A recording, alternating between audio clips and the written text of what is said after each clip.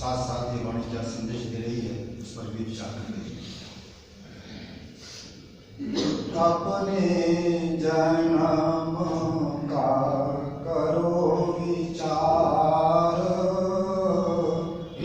अपने जन्म का करो विचार, अपने जन्म का करो विचार,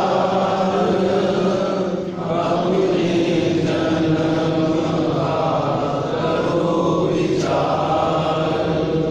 मानुष देह जग दुर्लभ सार,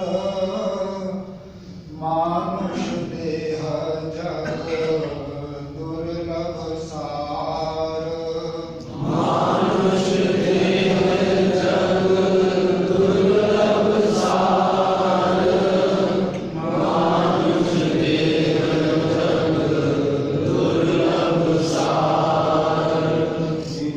विवेकहीन जो मानुष होई, विवेकहीन जो मानुष होई, विवेकहीन जो मानुष होई, विवेकहीन जो मानुष होई। पशु समान जीवन सो खोई, पशु समान जीवन सो खोई, पशु समान जीवन सो कोई, पशु समान जीवन सो कोई। नींद त्याग उठ काल विचार, नींद त्याग उठ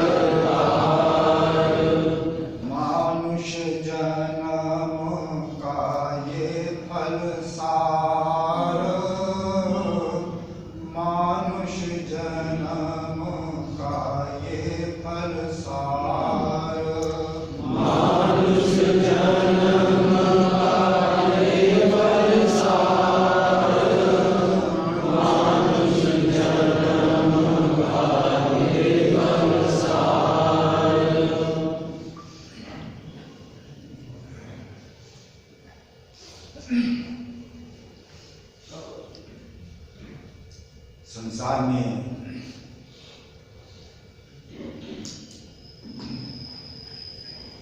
ईश्वर के बारे में कई धारणा है।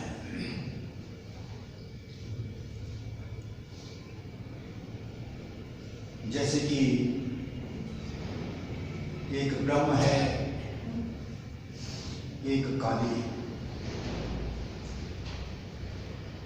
ब्रह्म के बारे में कहा जाता है कि वो निर्गुण है, निराकार है। काली के बारे में कहा जाता है कि वो सगुण है और साकार है।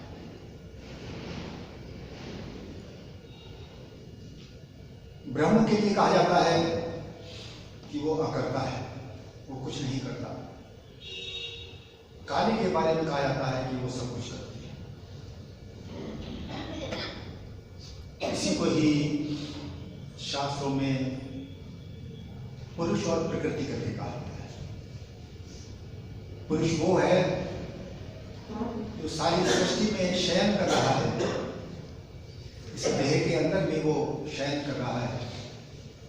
लेकिन प्रकृति वो तीन गुणों के अनुसार सारे चक्र को चला रही है, जिसको सत्वगुण, रजोगुण, तमोगुण कहते हैं।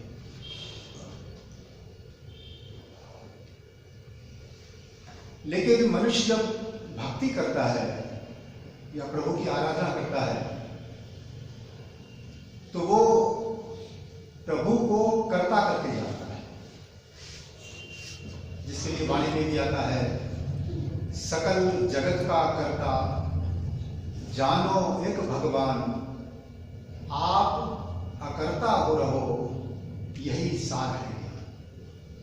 अर्थात ईश्वर प्राप्ति का रास्ता जो है, या जिसको ब्रह्म स्थिति कहते हैं, जिसको मोक्ष कहते हैं, उसकी प्राप्ति का रास्ता एक ही है कि सृष्टि में जो कुछ भी हो रहा है उसका कारणकर्ता तो परमेश्वर हो जाए, अर्थात उसके प्रति पूरी तरह से समर्पित होकर उसकी आराधना करें। और आप अकर्ता हो रहो यही सार है। तो मैं जो जीव हूं, जो देह के द्वारा जीवन जी रहा हूं, मैंने अकर्ता हूं। अर्थात मेरी एक स्थिति ऐसी हो जाती है कि जहां मेरी वासना की निवृत्ति हो जाती है। एक भी डिजायर का उठना मन के अंदर संभव ही नहीं रहता। और वो अवस्था समाधि की होती है, जहां जीव और ब्रह्म का मिलन होता है, या जीव की ब्रह्म में स्थिति होती है। वहां फिर ये संसार नहीं है। तो ये ऐसा गहरा विज्ञान है जो आसानी से समझ में नहीं आता, और इस पे बड़े ही विभिन्न प्रकार के वाद विवाद भी होते हैं। तो इस चीज को या इस रहस्य को समझना बहुत जरूरी है। देखिए, कई बार आपने एक मूर्ति देखी, काली की मूर्ति।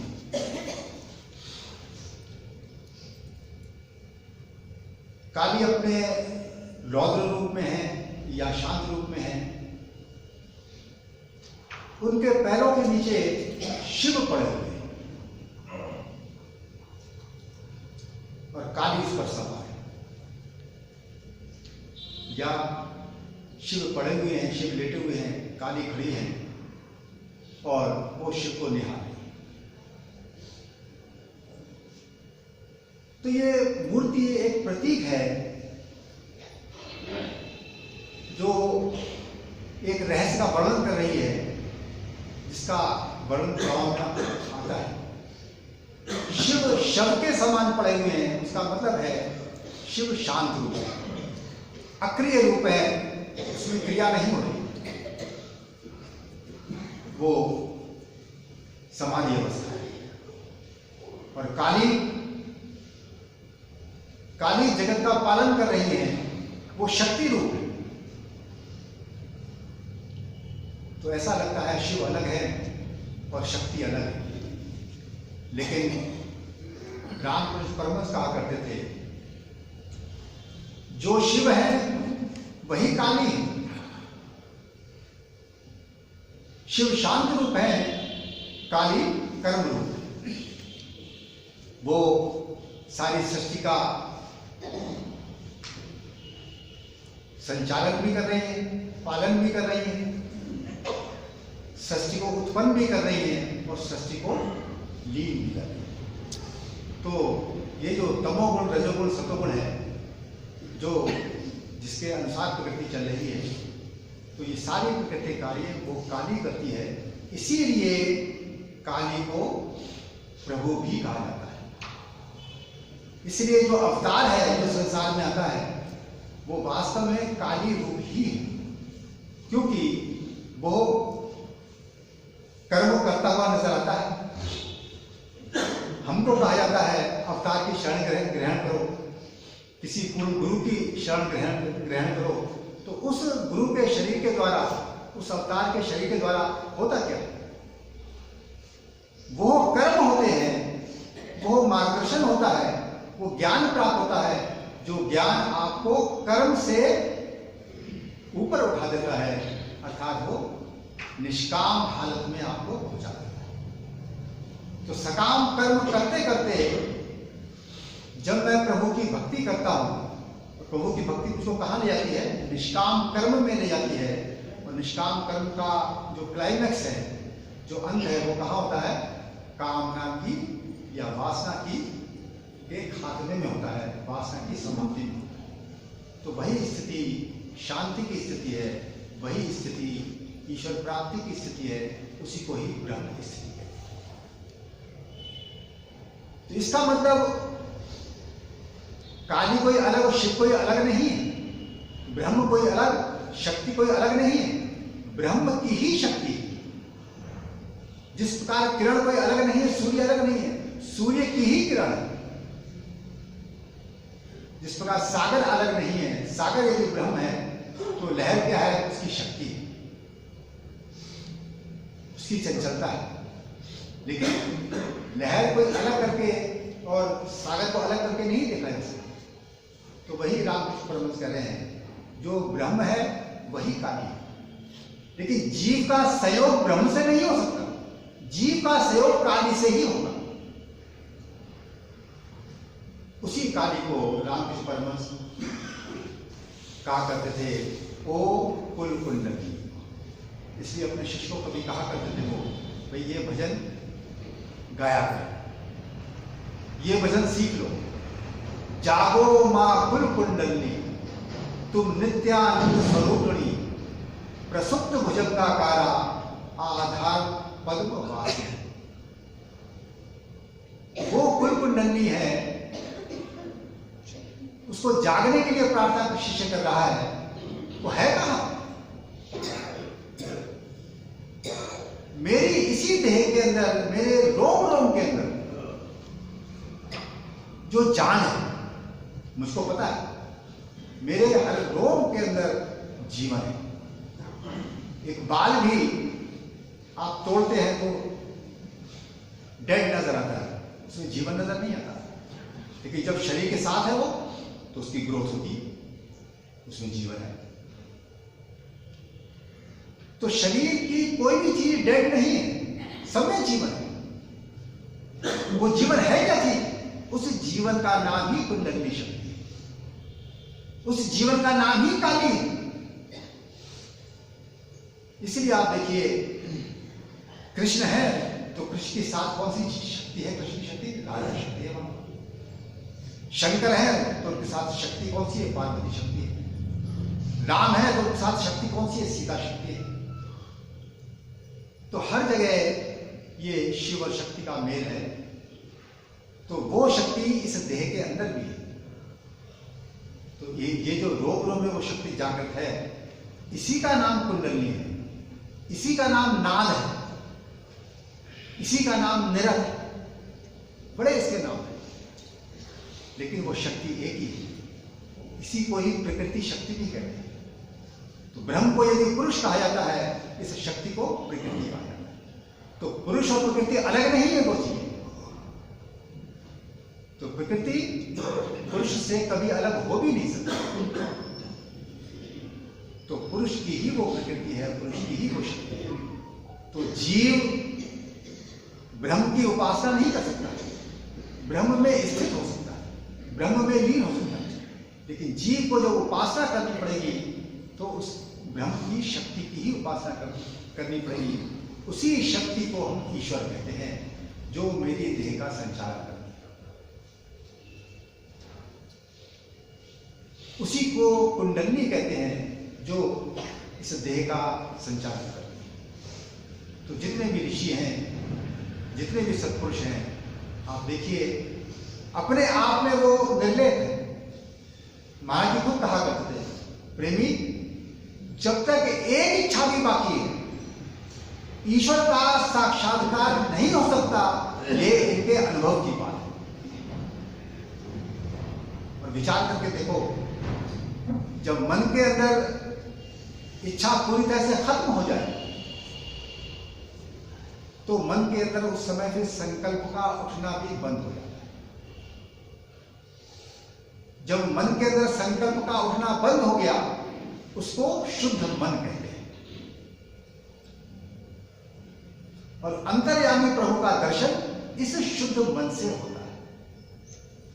इसलिए रामकृष्ण परमहंस एक और चीज कहते थे, तो शुद्ध मन, शुद्ध बुद्धि और ईश्वर एक ही चीज है। मन से ईश्वर का दर्शन नहीं होता, लेकिन वो कहते हैं शुद्ध मन से ईश्वर का दर्शन होता है। तो अब बताइए, यदि अंतर्यामी ईश्वर का दर्शन मैंने करना है, उसमें स्थिति प्राप्त करनी है, तो मुझको ऐसा मन तैयार करना पड़ेगा जहां वासना का नामो निशान ना बचे। तो क्या ये काम एक दिन में संभव है? एक वर्ष में संभव है? आज मैं जहां खड़ा हूं, जिस स्थिति में मैं हूं, मुझको पता है कितनी तरह की वासना, कितनी तरह की इच्छाएं मेरे मन के अंदर पल रही। मैं यदि 1 घंटा ईश्वर की आराधना करने बैठ भी जाऊं तो शायद 5-10 मिनट आराधना होती होगी, बाकी तो 50 मिनट मेरे जो है 55 मिनट तो संसार के चिंतन में ही निकल जाता। मेरे मन की याद, ईश्वर की आराधना करने बैठा हूं फिर भी नहीं कर पाता। तो इसी से पता लगता है ये मार्ग लंबा है, लेकिन इसकी समझ भी बहुत जरूरी है। भले ही कितना लंबा क्यों हो, लेकिन इस मार्ग की समझ भी बहुत जरूरी है। देखिए, जितने भी सत्पुरुष हैं वो इस भेद को समझाते हैं, बड़ी गहराई से समझाते हैं। जैसे कि महर्षि रमण देवी क्या कहते हैं, वो कहते हैं कि मंत्र, गुरु,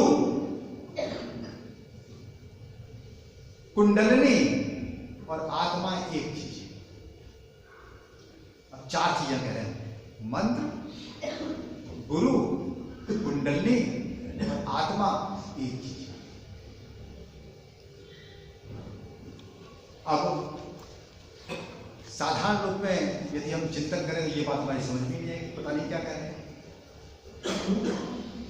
गुरु संसार में जब आता है और हमारी जब उससे भेंट होती है, या उसका आपको पता, उसके ज्ञान का आपको पता लगता है, उस पर जो हमारी श्रद्धा आती है, तो गुरु पर श्रद्धा का मतलब क्या होता है? गुरु पर श्रद्धा का एक ही मतलब होता है कि उस अंतर्यामी ईश्वर को मैं जानूं कैसे, अन्यथा गुरु का कोई रोल ही नहीं है। वो परमेश्वर अंतर्यामी है, मेरी इस देह के अंदर उपस्थित है, मेरे रोम रोम में व्याप्त है। वाणी खुद कह रही है, रोम रोम में रमत स्वामी, राम नाम भज अंतर्यामी।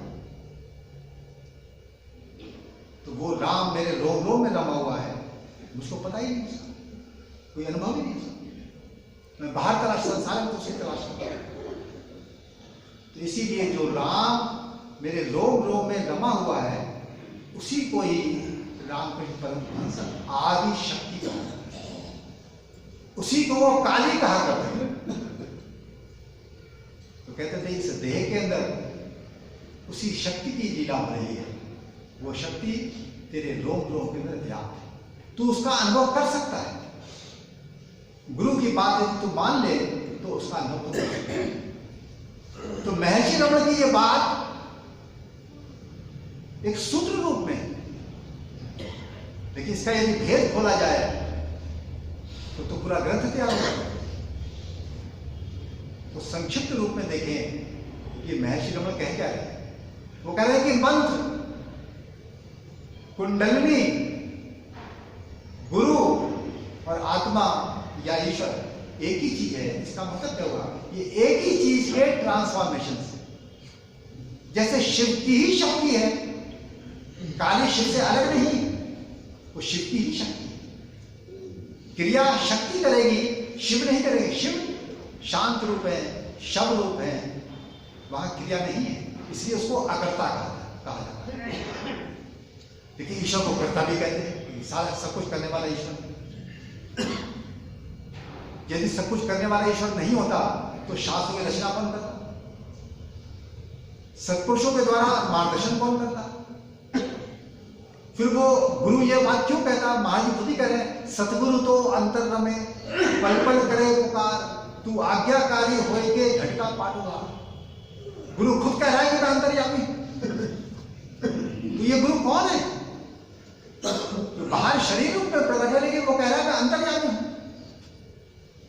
तो इसीलिए वही ईश्वर है जो अंतर्यामी है, जो शक्ति रूप है, जो काली रूप है, जो पार्वती रूप है। तो वही शक्ति जब संसार में हमारा मार्गदर्शन करती है तब उसको गुरु कहते हैं। तो इसीलिए गुरु है कौन? देखने में वो शरीर रूप में हमको नजर आ रहा है, लेकिन वास्तव में जो सत्ता उस शरीर के द्वारा हमको गाइड कर रही है, गुरु वो है। और जैसा कि महाराज जी खुद कह रहे हैं कि जब तक एक इच्छा भी बाकी है आत्म दर्शन नहीं हो सकता। इसका मतलब यह है कि मन की वासना जहां खत्म होती है वही उस देह के अंदर ईश्वर शक्ति प्रकट होती है। जिस देह के अंदर कामना नहीं है वो देह फिर हमारे लिए ईश्वर हो, क्योंकि उस देह के द्वारा वो काली हमारा मार्गदर्शन कर रही है, वो ईश्वर हमारा सीधा सीधा मार्गदर्शन कर रहा है। वो हमको बता रहा है कि तू मेरे दर्शन कैसे प्राप्त कर सकता है इस देह के अंदर रहते हुए। इसीलिए महाराज जी भी ये बात कह रहे हैं कि सद्गुरु तो अंतर में पल पल करे पुकार, तू आज्ञाकारी होए के घटका पाठ होगा। ये घटका पाठ कौन सा है? इसी को नाभि चक्र कहते हैं, ये घटका पाठ। और जिसको रामकृष्ण परमहंस कह रहे हैं कि प्रसुप्त भुजंगाकारा आधार पद्म वासिनी। तो ये जो आधार पद्म है इसी को ही मूलाधार चक्र कहते हैं, जहां कुंडली शांत रूप में स्थित है, अर्थात उसका स्वरूप नहीं बदला है। मेरे लिए वो सुप्त अवस्था है, मुझको उसका कोई अनुभव नहीं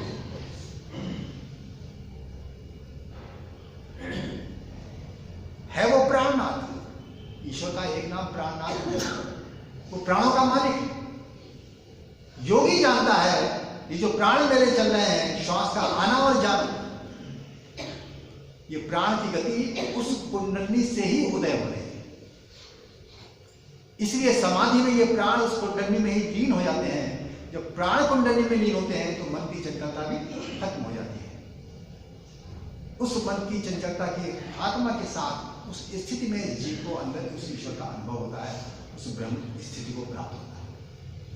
तो विचार करने की बात यह है कि मुझको पता है कि एक श्वास ही मुझको नहीं आई तो इस शरीर की मृत्यु हो जाएगी, लेकिन मुझको यह नहीं पता इन प्राणों का मालिक कौन है। इन प्राणों का मालिक वो ईश्वर, वो अंतर्यामी गुरु, वो कुंडली, वो नाम इस देह के अंदर मौजूद है, जीवन रूप में मौजूद है, मेरे जिस्म की जान है।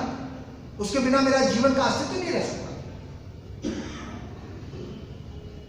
और वो ईश्वर मेरी इस देह को ही नहीं चला रहा है, इस सारी सृष्टि को चला रहा है।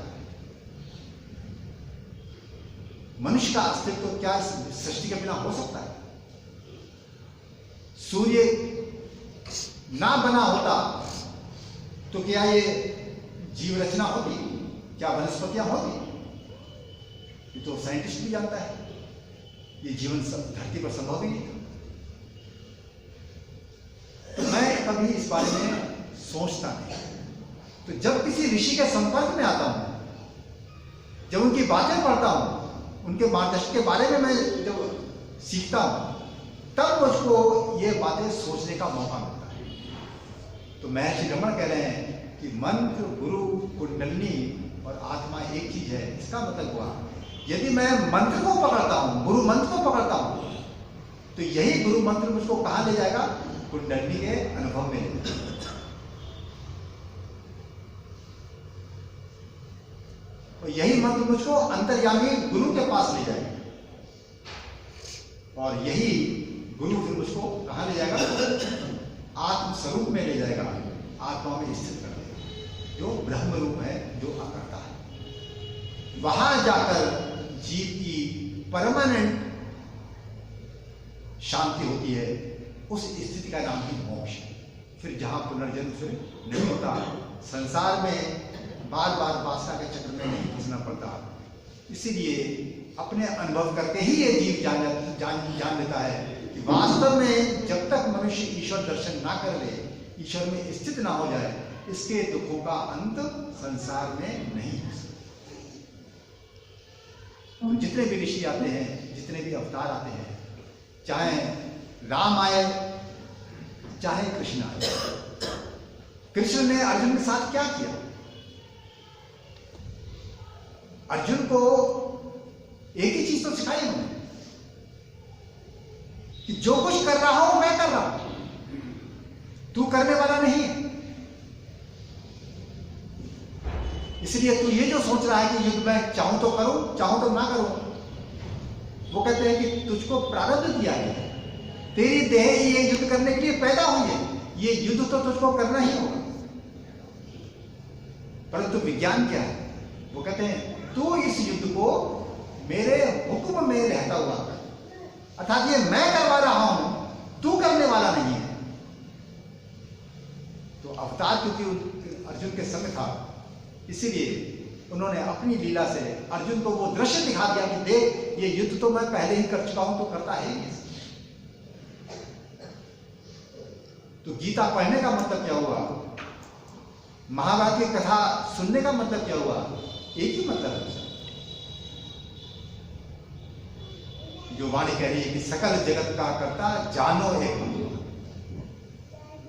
तो ये तो हमारे लिए कहानी मात्र है, एक असंभव जैसा सेंटेंस है ये, हमारी समझ में कभी नहीं आता।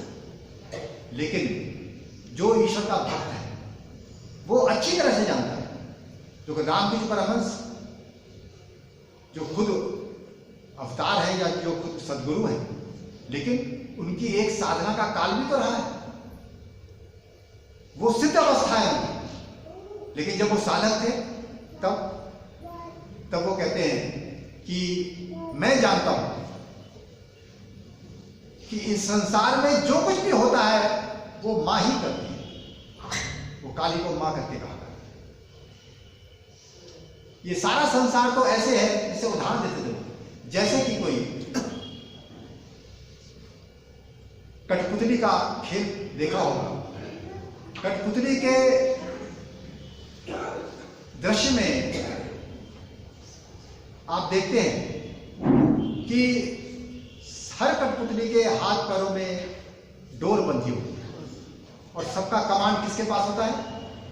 सबका कमांड जो उसका ऑपरेटर है, जो कठपुतली का नाटक दिखा रहा है, उसके हाथ में उसका कमांड होता है। तो जिस प्रकार सारी कठपुतलियों का कमांड उस डायरेक्टर के हाथ में है, उसी प्रकार सारी सृष्टि का कमांड, सारे हम लोगों का कमांड उस आंतरिक, उस ईश्वर सत्ता के हाथ में है, जिसको कुंडलिनी शक्ति कहते हैं, जिसको कारण कहते हैं, या जिसको ईश्वर कहते हैं। तो उसके अनुसार सारा कमांड चल रहा है। अब विचार करके देखो कि महाभारत का कितना बड़ा युद्ध है, कितने लाखों लोग उसमें एक्शन कर रहे हैं, उन सबका कमांड कृष्ण के हाथ में है, और कृष्ण वो दृश्य अर्जुन को दिखा रहे हैं। तो क्या ये कहानी है या वास्तविकता है? रामकृष्ण परमहंस आज के युग में ये बात कह रहे हैं और कृष्ण अर्जुन के युग में ये बात कह रहे हैं, द्वापर युग में ये बात कर रहे हैं। कहां कलयुग, कहां द्वापर युग, बात वही। तो हमको समझना पड़ेगा। इसीलिए सत्पुरुष आकर सबसे पहले मेरा विज्ञान समझाते हैं कि तू जीव है जो इस देह के अंदर रह रहा है और देह नाश हो जाती है, तू बच जाता है। और जो तेरे संस्कार हैं, जो तेरे कर्म फल हैं, वो सब तेरे मन के अंदर सुरक्षित रहते हैं। तेरा मन भी बच जाता है, तेरा स्वभाव भी सुरक्षित रहता है। तो तेरे इस संस्कार के अनुसार, तेरे स्वभाव के अनुसार, इसी मन के द्वारा तेरी नई देह तैयार होती है, जिसको हम पुनर्जन्म कहते हैं। तो उसमें यही पुराना मन मेरा काम करता है और मैं जीव भी उस देह के द्वारा जीवन जीता हूं। तो जब मेरी मृत्यु ही नहीं है, लेकिन जब मैं अपने आप को देह समझता हूं, क्योंकि देह तो नाश हो जाती है, मर जाती है, पता है मुझको, तो इसीलिए मैं मृत्यु से डरता हूं। लेकिन जो ईश्वर का भक्त है वो मृत्यु से नहीं डरता, वो तो मृत्यु है ही नहीं। गीता हम पढ़ते हैं, सुनते हैं, विश्वास भी करते हैं, लेकिन गीता के दूसरे अध्याय में ये बात लिखी हुई है कि जिस प्रकार मनुष्य पुराने वस्त्र त्याग कर नए धारण कर लेता है, उसी प्रकार जीव पुरानी देह त्याग कर नई देह धारण कर लेता है। मृत्यु है कहां? तो संसारियों के बीच में रहकर मैं अपने आप को देह ही समझने लगता हूं, पूरी तरह से देह ही बन जाता हूं। इसके ऊपर मेरी सोच ही कोई नहीं। तो जब किसी गुरु से भेंट होती है, जब शास्त्रों का स्वाध्याय मैं बारीकी से करता हूं, उस पर मनन करता हूं, तब ये रहस्य सब मेरे सामने खुलने लगते हैं, एक के बाद एक। तो मैं जब जीव हूं, मेरा कोई स्थूल रूप नहीं है, तो ईश्वर का स्थूल रूप कहां से आ गया?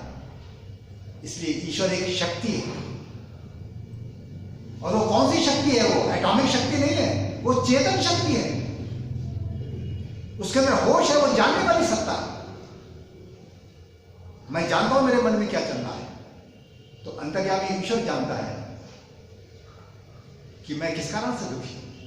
तो इसीलिए प्रभु अवतार लेकर धरती पर आते हैं, मेरे दुखों को देखकर, जीवों के दुखों को देखकर, जीव कल्याण के लिए वो अवतार लेकर आते हैं। मैं उनकी बातें सुनता नहीं। तो एक गुरु, जो भी वास्तव में गुरु है, उसको जगत गुरु कहा जाता है। जगत गुरु क्यों कहा जाता है? क्योंकि वो सारी सृष्टि का या सारे जीवों का गुरु है। वो अपने शिष्यों का ही गुरु नहीं है, सारे जीवों, जिस जीव की भी, जिस मनुष्य की भी श्रद्धा उस गुरु पर आ जाए, उसका वो गुरु है। इसलिए महर्षि रमन एक बात और कहते थे, गुरु केवल एक है और वो परमेश्वर है। तो गुरु किसी भी काल में क्यों ना हो, यदि आपकी श्रद्धा उस पर पूर्ण आ जाए, उसके मार्गदर्शन के अनुसार आप साधना करने लगो, उस मार्गदर्शन के अनुसार ईश्वर प्राप्ति का प्रयास करने लगो, तो आपका काम होना ही होना। तो इसलिए याद रखें, ये जो महर्षि रमन एक बात कह रहे हैं कि गुरु, मंत्र, कुंडली, आत्मा एक चीज है, इसका मतलब हुआ कि जो भी कभी भी सिद्ध मंत्र प्रकट होता है, जैसे कि महाराज जी के द्वारा ये महामंत्र प्रकट हुआ, तो इसको गुरु मंत्र कहा जाता है, इसको महामंत्र कहा जाता है। महामंत्र उसे कहते हैं जो मंत्र में इतनी शक्ति हो, जो उस कुंडली, जो अंदर सत्ता है, ईश्वर की शक्ति है, उसको प्रकट कर सके। तो वो कुंडली ही मंत्र रूप में प्रकट हुई है, वो कुंडली ही अवतार रूप में, शरीर रूप में बाहर प्रकट हुई है। तो जब मंत्र का, ऐसे सिद्ध मंत्र का जब जाप करते हैं, तो जो अंदर जो कुंडली शक्ति है वो आपके अंदर प्रकट हो जाती है, अर्थात आपके अनुभव में आ जाती है। तो वास्तव में जब वो अनुभव में आती है, तब अंदर ईश्वर की भक्ति आपकी जागृत होती है, वो प्रारंभ होती है। तो अभी तो आपने विश्वास करके चले थे, फिर आप अनुभव के अनुसार चलते हो। तो यही भक्ति, जब इसका जो क्लाइमैक्स है, तो जब ये कहते हैं कि 10वें द्वार में प्रवेश करती है कुंडली शक्ति, अर्थात अपने जहां से वो आई है, जिसकी वो शक्ति है, उसमें ही वो लीन होती है, वो इस भक्ति की पूर्णता ही है। उसको आत्म स्थिति कहते हैं, उसको ब्रह्म दर्शन कहते हैं, ब्रह्म स्थिति कहते हैं, वही मोक्ष स्थिति है। इसलिए ये सत्पुरुषों की बातें सुनने में साधारण लगती हैं, लेकिन इनके अर्थ बड़े गहन होते हैं। मंत्र भी इसलिए किसी मंत्र का जाप नहीं किया सकता, जिस पर श्रद्धा है आप उसका जाप करो, वो बात ठीक है, लेकिन यदि ईश्वर प्राप्ति करनी ही है आपने, तो गुरु की बात आपको माननी ही पड़ेगी। इसीलिए मंत्र का सिलेक्शन स्वतंत्र नहीं होता। तो जिस गुरु पर आपने पूर्ण श्रद्धा की है उसकी बात समझो, उसके मंत्र का जब जाप करते हो तो अंतर्यामी वो गुरु आपको अंदर उस ईश्वर से मिलाता है, और वो ईश्वर आपको कहाँ ले जाता है, उस ब्रह्म स्थिति में ले जाता है, वो आपको ब्रह्म ही बना देता है। तब जाके इस मनुष्य का, इस जीव का कल्याण होता है। ओम ब्रह्म